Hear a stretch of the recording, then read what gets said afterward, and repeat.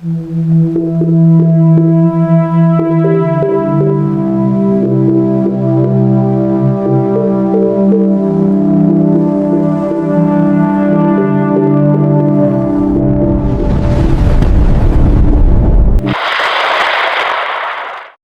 update ukol sa maging lagay ng ating panahon.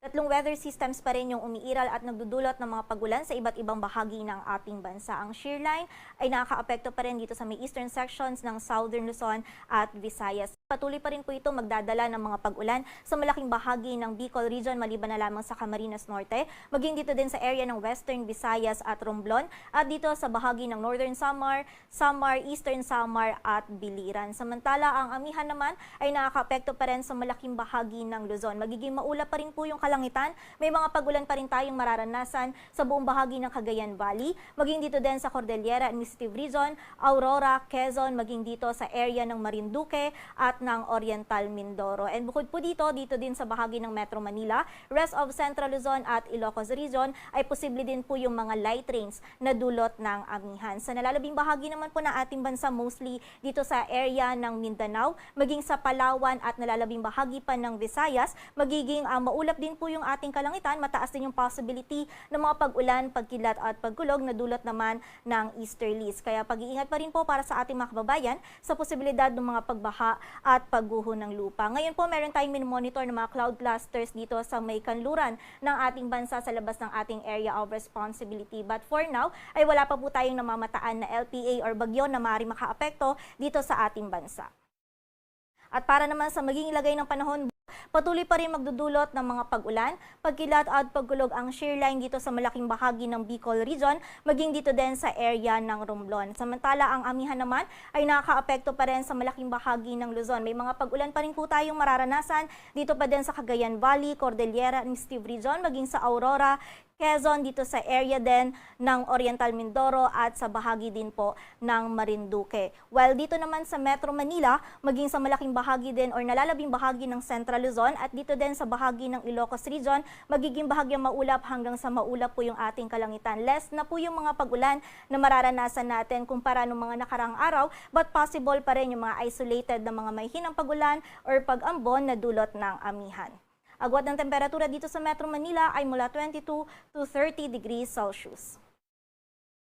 Samantala, dito naman sa buong bahagi ng Visayas or partikular na dito pa din sa area ng Northern Samar, Eastern Samar at Biliran, maging dito din sa area ng Western Visayas, may mga pag-ulan pa rin po tayong mararanasan na dulot ng shear line. Posible po paminsan hanggang sa mga malalakas yung mga pag-ulan na ito, kaya naman muli, pag-iingat para sa ating mga kababayan sa posibilidad pa din ng mga pagbaha at pagguho ng lupa. Dito naman sa area ng Palawan, maging sa nalalabing bahagi ng Visayas at dito din sa area ng Caraga at Davao Region, mataas din po yung possibility pa din ng mga pag-ulan, pagkidlat at pagkulog na dulot naman ng easterlies. At sa nalalabing bahagi po ng Mindanao, magiging bahagyang maulap hanggang sa maulap yung ating kalangitan. Ngunit pagsapit po ng hapon at gabi, may mga isolated na mga pag-ulan pa rin po tayong mararanasan na dala pa rin ng easterlies. So muli, pag-iingat pa rin sa ating mga kababayan sa banta ng mga pagbaha at pagguho ng lupa.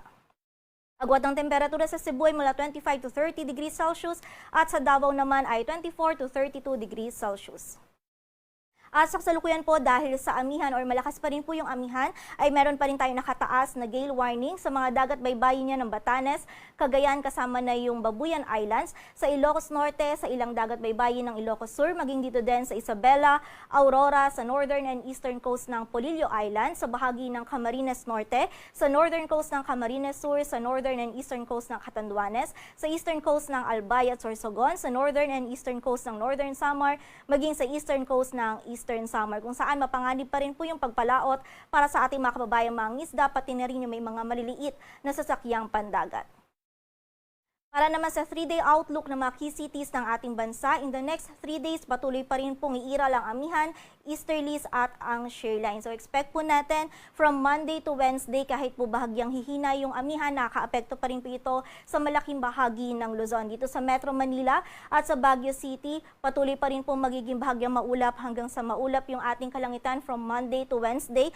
Though mababa po yung tsansa, posible pa din yung mga light rains na dala ng amihan. Agwat po ng temperatura sa Metro Manila ay mula 23 to 31 degrees Celsius at sa Baguio naman ay 14 to 23 degrees Celsius. Samantala, sa area naman ng Legazpi City maging sa malaking bahagi ng Bicol Region, patuloy po na makakaranas ng maulan na panahon na dulot ng shear line. Posible paminsan hanggang sa malalakas pa rin po yung mga pag-ulan, kaya muli pag-iingat pa rin sa posibilidad ng mga pagbaha at pagguho ng lupa. Agwat ng temperatura sa Legazpi City ay mula 24 to 30 degrees Celsius.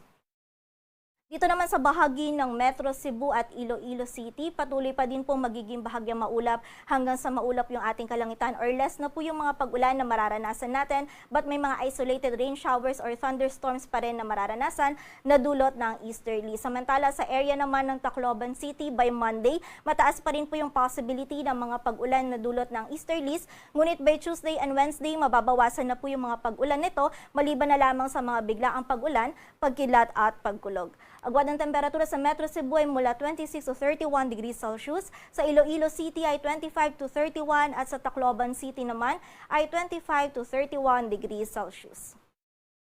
Dito naman sa bahagi ng Metro Davao, hanggang sa Monday, patuloy pa rin pong maulan yung panahon na ating mararanasan. Dala pa rin ito ng easterlies. Ngunit by Tuesday and Wednesday, mababawasan na po yung mga pag-ulan nito, but possible pa rin pagsapit ng hapon at gabi ay meron pa rin tayo ng mga biglaang pag-ulan, pagkilat at pagulog. Samantala dito din sa Cagayan de Oro City at Zamboanga City, from Monday to Wednesday, magiging bahagyang maulap hanggang sa maulap yung ating kalangitan. Pagsapit din po ng hapon at gabi, nandun yung mga possibility ng mga isolated rain showers or thunderstorms na dulot pa rin ng easterlies. Agwat ng temperatura sa Metro Davao ay mula 24 to 33 degrees Celsius, sa Cagayan de Oro City ay 24 to 31, samantala sa Zamboanga City naman ay 24 to 34 degrees Celsius.